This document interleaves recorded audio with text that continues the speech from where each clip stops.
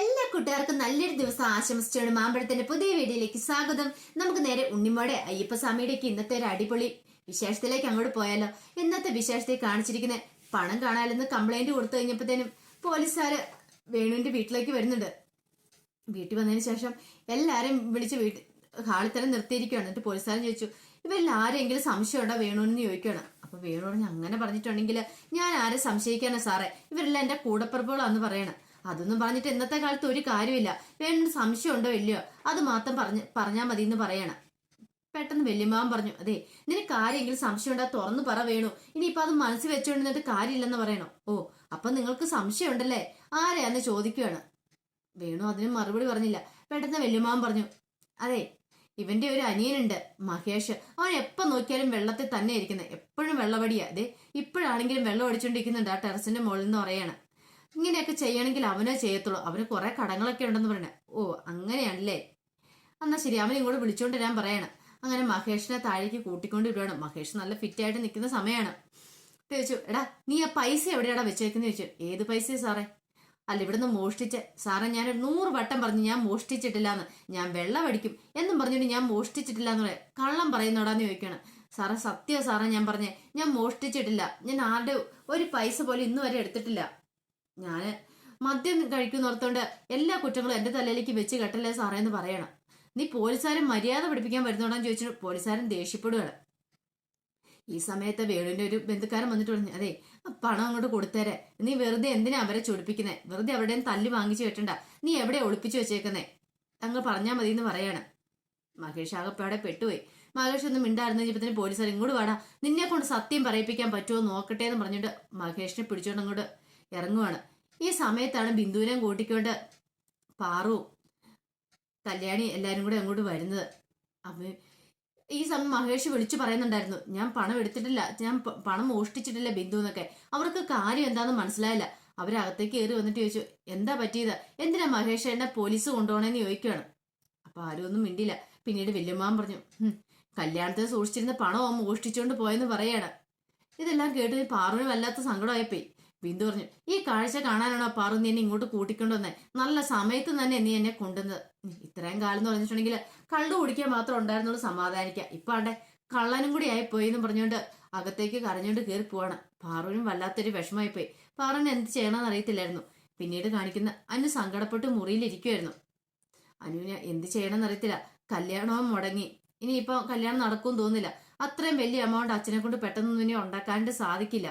അതൊക്കെ ഓർത്ത് വിഷമിച്ച് കരഞ്ഞുകൊണ്ടിരിക്കുന്ന സമയത്താണ് അനുവിന്റെ കസിൻ അങ്ങോട്ട് കടന്നു വരുന്നേ.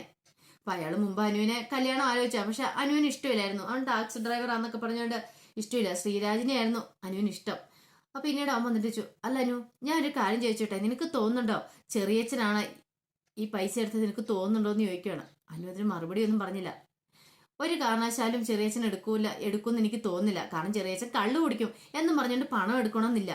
അത് മറ്റാരെങ്കിലും ആയിക്കൂടെ, ഈ കുടുംബത്തിൽ എല്ലാവരും സംശയിക്കാന്ന് പറയാണ്. അവര് തന്നെ എടുക്കണമെന്ന് ഒരു നിർബന്ധം ഇല്ലാന്ന് പറയാം. അനു പറഞ്ഞു, വേറെ ആരെടുത്തെന്ന അതെനിക്കറിയില്ല, പക്ഷെ എനിക്ക് ചെറിയച്ഛനെ മേലൊരു സംശയമില്ല.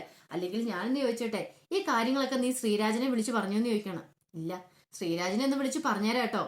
കാരണം ശ്രീധനമില്ലാത്തതിന്റെ പേരിൽ ചിലപ്പോ അവന് കല്യാണം കൂടെ നിന്നെ വേണ്ടെന്നും കൂടെ തന്നെ പറയും. അറിയാലോ, നിന്നെ സ്നേഹിച്ച എത്രയും വർഷം, എന്നിട്ടാണ് കൃത്യസമയമായപ്പോ തന്നെ ശ്രീധനം വേണമെന്ന് പറഞ്ഞ്. അങ്ങനെ ഒരുത്തരം വിശ്വസിച്ച് ആ കൂടെ പോകുന്നത് നല്ലതാണോ അനു? ഇന്നത്തെ കാലത്ത് സ്ത്രീധനം മേടിക്കുന്നതിനോട് എനിക്ക് യാതൊരു യോജിപ്പില്ല. നീ അതുകൊണ്ട് ഇതൊക്കെ മുൻപേ പറയുന്നല്ല, കല്യാണ മണ്ഡപത്തിൽ വന്ന് കല്യാണം മുടങ്ങുന്നേക്കാളും ഭേദമല്ലേ എന്ന് പറയണം. ഇതെല്ലാം കേട്ട് കഴിഞ്ഞപ്പോഴത്തേനും അനുവിന് അങ്ങോട്ട് ദേഷ്യം വന്നു. എനിക്കറിയാം നിന്റെ ഉള്ളിൽ ഉദ്ദേശം എന്താന്നുള്ളേ. ഹോ ഇനിയിപ്പം ശ്രീരാജിനെ ഒഴിവാക്കിയിട്ട് ആ സ്ഥാനത്ത് കയറി എന്റെ കഴുത്തിൽ താലി ആർത്തോ നിനക്ക് മോഹം കാണുമല്ലേ, അതങ്ങോട്ട് മനസ്സിൽ വെച്ചാൽ മതി എന്ന് പറയണം. അനു ഞാൻ അങ്ങനെയൊന്നും ഉദ്ദേശിച്ചിട്ടില്ല, എന്റെ മനസ്സിൽ തോന്നുന്ന കാര്യം ഞാൻ അങ്ങോട്ട് പറഞ്ഞുള്ളൂ എന്നും പറഞ്ഞിട്ട് അയാൾ അങ്ങോട്ട് പോവാണ്. പിന്നീട് കാണിക്കുന്ന ഗിരിദേവനും വാവരും ഉണ്ണിമോളും കൂടെ സംസാരിച്ചുകൊണ്ടിരിക്കുവായിരുന്നു ആൽത്തറയുടെ അവിടെ. ഈ സമയത്ത് തിരുമേനി വേണുവിനെയും ജയശ്രീനെയും കൂട്ടിക്കൊണ്ട് അങ്ങോട്ട് വന്നേ. തിരുമേനി വന്നിട്ട് പറഞ്ഞു, ഗിരിദേവ ഇവരെ അറിയാലോ, ഇവരുടെ മോളുടെ കല്യാണത്തിനുള്ള പണം നഷ്ടപ്പെട്ടു, അതിനെക്കുറിച്ച് ഗിരിദേവനോടൊന്ന് സംസാരിക്കാനാ വന്നേന്ന് പറയണം. ഗിരിദേവനോട് സംസാരിച്ചിട്ടുണ്ടെങ്കിൽ ഒരു പക്ഷേ ഗിരിദേവൻ ആ പണം കണ്ടെത്തി കൊടുക്കുന്ന ഉള്ള ഒരു വിശ്വാസം ഇവരുടെ ഉള്ളിലുണ്ട്, അതാ ഇവരിങ്ങോട്ട് വന്നേന്ന് പറയാണ്. പെട്ടെന്ന് തന്നെ വേണു പറഞ്ഞു, അതെ കല്യാണത്തിന് ഒത്തിരി തടസ്സങ്ങളൊക്കെ ഉണ്ടായിരുന്നു, മോളുടെ കല്യാണം നടക്കാനായിട്ട് ഞങ്ങൾ ഒത്തിരി വഴിപാടുകളും നേർച്ചകളും ഒക്കെ നടത്തിയതാ. അങ്ങനെ ഓരോ തടസ്സങ്ങളൊക്കെ മാറി വന്ന് സേനൻ സാറ് പണമായിട്ട് വരുമെന്ന് പോലും കരുതിയില്ല. അവസാന നിമിഷത്തില പണം കൊണ്ടുവന്നേ. അതോടുകൂടി വിഘ്നങ്ങളെല്ലാം മാറിയെന്ന് സന്തോഷിച്ചുകൊണ്ടിരിക്കുവായിരുന്നു. ആ സമയത്താണ് വീണ്ടും ഇങ്ങനെ എന്റെ മോളുടെ കല്യാണം മുടങ്ങും, മോളുടെ കല്യാണം മുടങ്ങിയ പിന്നെ ഞാൻ ജീവിച്ചിരിക്കില്ല എന്ന് പറയാണ്. തിരുമേനി പറഞ്ഞേ അങ്ങനെയൊന്നും പറയില്ലെന്ന് പറയാണ്.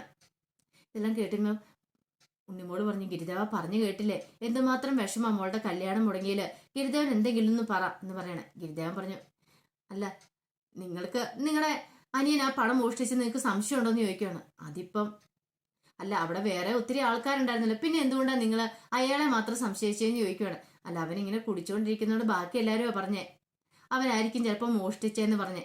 ഇതൊക്കെ കേട്ട് കഴിഞ്ഞപ്പോഴത്തേനും ബാബര് പറഞ്ഞു, അല്ല ഇപ്പൊ നിങ്ങൾ ഗിരിദേവന്റെ അടുത്ത് വന്നല്ലോ, മുമ്പ് നിങ്ങൾ തിരുമേനിയുടെ അടുത്ത് വന്നിട്ട് ഇങ്ങനെയൊന്നും അല്ലല്ലോ പറഞ്ഞേ. തിരുമേനി പറഞ്ഞ് നിങ്ങൾ ഗിരിദേവനും ഉണ്ണിമോളെയും ബാബരെയും കൊണ്ട് വീട്ടിൽ നിർത്താൻ പറഞ്ഞപ്പോൾ നിങ്ങൾ എന്താ പറഞ്ഞേ? പണം കിട്ടിയത് എന്റെ ഐശ്വര്യം കൊണ്ടാന്നല്ലേ പറഞ്ഞേ. അന്ന് നിങ്ങൾ ഗിരിദേവന് വെല്ലുവിളിച്ചു. ആ ഗിരിദേവന്റെ അയ്യപ്പസ്വാമിയുടെ മുന്നിൽ നിങ്ങൾ വീണ്ടും വന്നില്ലേ എന്ന് ചോദിക്കുകയാണ്. പെട്ടെന്ന് വേണുവിന്റെ മനസ്സിലൂടെ ആ കാര്യങ്ങളൊക്കെ ഓടിപ്പോണ്. കഴിഞ്ഞ ദിവസം ക്ഷേത്രത്തിൽ വന്നു കഴിഞ്ഞപ്പോ തിരുമേനിയോട് പറഞ്ഞത് ഈ പണം കിട്ടിയത് എന്റെ ഐശ്വര്യം കൊണ്ട് മാത്രമാണ്, അല്ലാതെ ഗിരിദേവൻ കണിഞ്ഞുകൊണ്ടൊന്നും അല്ലാന്ന് പറഞ്ഞു. അങ്ങനെ ഗിരിദേവനെ അയ്യപ്പരെയും വെല്ലുവിളിച്ചിട്ടുണ്ടെങ്കിൽ ഒരു കാരണവശാലും അവര് നിങ്ങളെ വെറുതെ വിടാൻ പോകുന്നില്ല, അതിന്റെ ഒരു നിമിത്തമായിരിക്കും കാണിച്ചെന്നു അവര് പറയാണ്.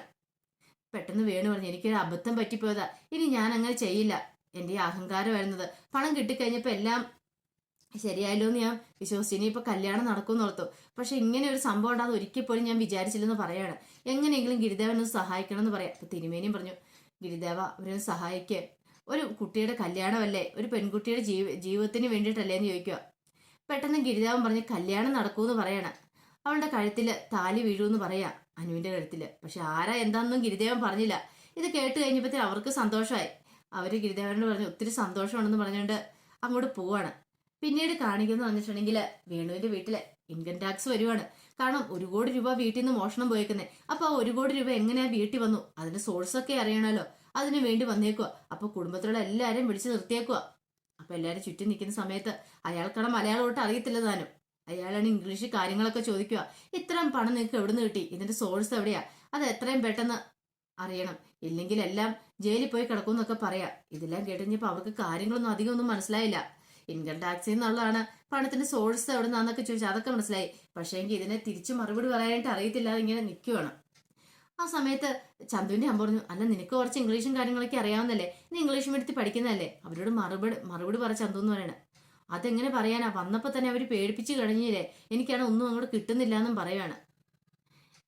ഇതിവിടെ കാശ് പറഞ്ഞു, എനിക്കും അത്രയ്ക്കൊന്നും അറിയത്തില്ല, ഇവരോടൊക്കെ എങ്ങനെ മറുപടി പറയണേ. ഈ സമയത്ത് ഉണ്ണിമോളും വാവനും അയ്യപ്പസ്വാമിയും കൂടെ അങ്ങോട്ട് കടന്നു വരുന്നേ. അവര് വന്ന ഉടനെ എല്ലാരും അവരെ നോക്കുവാണ്. എല്ലാവരുടെയും കണ്ണ് ഗിരിദേവന്റെ മുഖത്തേക്കായിരുന്നു. പെട്ടെന്ന് ഗിരിദേവൻ വന്നിട്ട് ഇൻകം ടാക്സ് ഓഫീസർക്കുള്ള മറുപടി അങ്ങോട്ട് കൊടുക്കുവാണ്. നല്ല നല്ല നല്ല അടിപൊളി ഇംഗ്ലീഷിൽ അങ്ങോട്ട് പറയണം.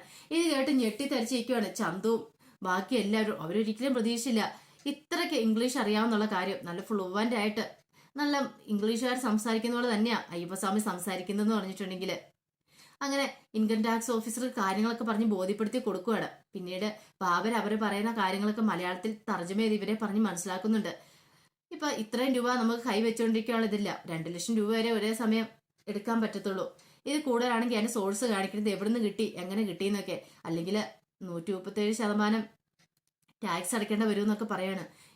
ഇതെല്ലാം കേട്ട് കഴിഞ്ഞപ്പോഴത്തേനും ഗിരിദേവന് പറഞ്ഞു, അതൊന്നും പേടിക്കണ്ട, അതിന്റെ കാര്യങ്ങളൊക്കെ ആയിട്ട് നാളെ ഞങ്ങൾ അങ്ങോട്ട് ഓഫീസിലേക്ക് വന്നോളാം, സാറ് ധൈര്യമായിട്ട് പൊക്കോളൂ, ഇതാര് തന്ന പണമാണ്, എന്തിനു വേണ്ടി തന്നതെന്നൊക്കെ നാളെ ഓഫീസിൽ വന്ന് ബോധിപ്പിച്ചോളാം എന്ന് പറയാണ്. അപ്പൊ ഇൻകം ടാക്സ് ഓഫീസർക്ക് കാര്യങ്ങളൊക്കെ മനസ്സിലായി. അയാളും കൂടെ പോവുകയാണ്. പോയ സമയത്ത് തന്നെ അയാൾ പറഞ്ഞ കാര്യങ്ങളെല്ലാം വള്ളി പുള്ളി തെറ്റാതെ ഗിരിദേവൻ പറഞ്ഞ് മനസ്സിലാക്കുന്നുണ്ട് വേണുവിനെ ജയശ്രീനെ എല്ലാം. അവർക്ക് സന്തോഷമായി. ജയശ്രീ വന്നിട്ട് പറഞ്ഞു, മോൻ ഈ സമയത്ത് വന്നില്ലായിരുന്നെങ്കിൽ ഞങ്ങൾ എന്ത് ചെയ്തേനെ, മോൻ വന്നുകൊണ്ടാ ഞങ്ങൾ രക്ഷപ്പെട്ടെന്ന് പറയാണ്. ഇതെല്ലാം കേട്ടപ്പോ അയ്യപ്പസ്വാമി ചിരിക്കുകയോ മാത്രമേ ചെയ്തുള്ളൂ. കല്യാണിക്കും പാറുവിനും അതോടൊപ്പം തന്നെ എന്തിനേറെ പറയുന്നു ഉണ്ണിമോൾക്ക് വരെ അത്ഭുതമായിരുന്നു. ഉണ്ണിമോൾ വന്നിട്ട് ചോദിച്ചു, ഗിരിദേവൻ ഇത്രമാത്രം ഇംഗ്ലീഷൊക്കെ അറിയാമായിരുന്നില്ലേ, പക്ഷെ ഇതിനു മുമ്പ് ഇംഗ്ലീഷ് ഒന്നും പറഞ്ഞ് കേട്ടിട്ട് പോലും ഇല്ലായിരുന്നല്ലോ, അത്ഭുതമായിരിക്കുന്നു. ആ ചന്തു ഒക്കെ കളിയാക്കിയ സമയത്ത് പോലും ഗിരിദേവൻ എന്താ ഒന്നും മിണ്ടായിരുന്നെന്ന് ചോദിക്കുകയാണ്. അതിന് മറുപടി ഗിരിദേവൻ ഒരു ചെറിയ പുഞ്ചിരി മാത്രമായിരുന്നു. പിന്നീട് കാണിക്കുന്ന പറഞ്ഞിട്ടുണ്ടെങ്കിൽ ഗിരിദേവനെങ്കിൽ ഇരിക്കുന്ന സമയത്ത് ഗിരിദേവന്റെ അടുത്തേക്ക് ചന്തവും കൂട്ടരും വരുന്നുണ്ട്. ചന്തവും കൂട്ടരും വന്നിട്ട് പറഞ്ഞു, അതെ ക്ഷമിക്കണം കേട്ടോ ഗിരിദേവ, ഞങ്ങളെ അറിവില്ലായ്മ കൊണ്ട് ഞങ്ങൾ പറഞ്ഞു പോയതാ, ഇംഗ്ലീഷ് അറിയത്തില്ല, കൺട്രി ലോക്കൽസ് എന്നൊക്കെ വിളിച്ചോണ്ട് അതുകൊണ്ട് ഞങ്ങളോട് ക്ഷമിക്കണം. ഇത്ര അറിവുള്ള ഗിരിദേവനോടാണല്ലോ ഞങ്ങൾ അങ്ങനെയൊക്കെ പറഞ്ഞ് ഗിരിദേവൻ ഞങ്ങൾ നാണം കെടുത്തിയെന്ന് പറയാണ്. ഗിരിദേവൻ പറഞ്ഞു, അതൊന്നും ഓർത്ത് വിഷമിക്കണ്ട കേട്ടോ, നമ്മൾ ഫ്രണ്ട്സ് അല്ലേ, നമ്മൾ ചങ്ങാതിമാരായിക്കുമ്പോൾ ഇതൊക്കെ സഹജമായിട്ട് ഉണ്ടാകുന്ന കാര്യങ്ങളാ, അതിനെക്കുറിച്ച് ഓർത്ത് ഇനിയിപ്പോൾ വിഷമിക്കണ്ടെന്ന് പറയാണ്. ഈ സമയത്ത് പാറു മാറിയിരുന്ന് കരയുമായിരുന്നു. പാറുവിന്റെ അടുത്തേക്ക് കല്യാണി എന്ന് ആശ്വസിപ്പിക്കുന്നുണ്ട്. പക്ഷെ അതൊന്നും പാറുവിന്റെ മനസ്സിന് ആശ്വാസമായില്ല. ഈ സമയത്ത് അയ്യപ്പസ്വാമിയും ബാബരും ഉണ്ണിമോളെല്ലാം കൂടെ അങ്ങോട്ട്, പാറു നീ എന്തിനാ കരയണേ, കരയാതിരിക്കാൻ പറയണം. എൻ്റെ അച്ഛൻ തെറ്റൊന്നും ചെയ്തിട്ടില്ല ഉണ്ണിമോളെ, പക്ഷെ തെറ്റൊന്നും ചെയ്യാതെ എൻ്റെ ഉണ്ണിമോളെ അച്ഛനെ കൊണ്ടുപോയേക്കുന്നേ. ഇനി എനിക്ക് എന്ത് ചെയ്യണം നടത്തില്ല. എൻ്റെ അമ്മ പോലും എൻ്റെ അച്ഛൻ്റെ അടുത്തേക്ക് ചെല്ലില്ല. എനിക്ക് എൻ്റെ അച്ഛനെ കാണണം, എനിക്ക് എൻ്റെ അച്ഛനെ അത്രയ്ക്ക് ഇഷ്ടമാണെന്ന് പറയണം. ഉണ്ണിമോൾക്ക് ഭയങ്കര സങ്കടമായി. ഉണ്ണിമോൾ ഗിരിദേവനോട് എന്ന് പറഞ്ഞു, ഗിരിദേവ പാറുവിൻ്റെ അച്ഛനെ നമുക്ക് രക്ഷിക്കണ്ടെന്ന് ചോദിക്കുകയാണ്. എന്തായാലും ഒന്ന് എത്രയും പെട്ടെന്ന് ഗിരിദേവൻ ചെയ്യാൻ പറയാണ്. ഈ സമയത്ത് പാറു പറഞ്ഞു, എനിക്ക് എൻ്റെ അച്ഛൻ്റെ അടുത്തേക്ക് പോകണമെന്ന് പറയണം. ചിലപ്പോൾ ഉണ്ണിമോൾ ചോദിച്ചു, അല്ല അച്ഛൻ്റെ അടുത്തേക്ക് പോകണം പോലീസ് സ്റ്റേഷനിലേക്കുള്ള വഴിയൊക്കെ അറിയാമെന്ന് നിൽക്കണം. അതൊക്കെ അറിയാമെന്ന് പറയാണ്. എൻ്റെ കൂടെ അല്ലൊന്ന് കൂട്ടുവരുമെന്ന് ചോദിക്കുക. ചന്തു പറഞ്ഞു, അതെങ്ങനെ ശരിയാവും പാറു, നമ്മൾ ഈ പിള്ളേർ സെറ്റുകൾ അങ്ങോട്ട് ചെയ്തിട്ട് വല്ല കാര്യമുണ്ടോ പോലീസ് സ്റ്റേഷനിലേക്ക്, അതിന് മുതിർന്ന ആൾക്കാരൊക്കെ തന്നെ ചെല്ലണം, അല്ല നമ്മൾ പിള്ളേർ എന്ന് പറഞ്ഞാലും അവരനുസരിക്കില്ല എന്ന് പറയാണ്. അയ്യപ്പസ്വാമി ഇതെല്ലാം കേട്ട് കഴിഞ്ഞപ്പോഴത്തേനും പറഞ്ഞു, ചില കാര്യങ്ങൾക്ക് പിള്ളേര് എന്നാലും മതി, അറിവുള്ളവരാണെങ്കിൽ പിള്ളേര് എന്ന് കാര്യങ്ങൾ പറഞ്ഞ് അവരെ ബോധ്യപ്പെടുത്തിയാൽ മതി എന്ന് പറയാണ്. ഇത് കേട്ട് കഴിഞ്ഞപ്പോഴത്തേനും പാറുവിന് സന്തോഷമായി. പാറു ഇങ്ങനെ നന്ദിയോടെ ഗിരിദേവനെ നോക്കുകയാണ്. അതിന്റെ വിശേഷങ്ങളൊക്കെ എന്ന് കണ്ടേന്ന് പറഞ്ഞിട്ടുണ്ടെങ്കിൽ ഇതിന്റെ ബാക്കി വിശേഷങ്ങളുമായിട്ട് വൈകുന്നേരത്തെ പ്രമോയി ഞാൻ വരാട്ടോ. ഒരിക്കൽ കൂടി എല്ലാവർക്കും നല്ലൊരു ദിവസം ആശംസിച്ചുകൊണ്ട് നിർത്തുന്നു. നന്ദി.